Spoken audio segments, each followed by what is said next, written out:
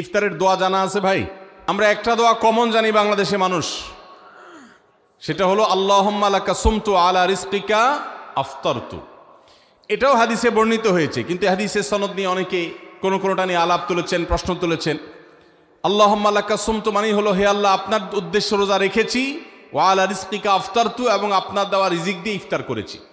আর ইফতারের আরেকটা দোয়া হলো যাহাবাজ জামা ওয়াবতাল্লাতিল উরুক ওয়া সাবাতাল আজরু ইনশাআল্লাহ। এটা একটা দোয়া, যদি এগুলো দোয়ামূলক নয়, একটা প্রত্যাশা।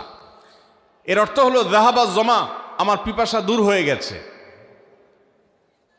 ওয়াবতাল্লাতিল উরুক, আমার শিরা উপশিরাগুলো সব সিক্ত হয়ে গেছে।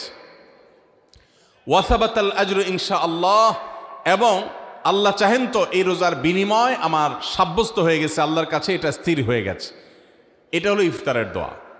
ইফতারের দোয়াটা কি ইফতারের আগে করব না পরে করব? বেশিরভাগ মানুষ জানে না। বলে ইফতার করব আর শেষে এই দোয়া পড়বো। আল্লাহ আমাদেরকে আমলের তৌফিক দান করুন।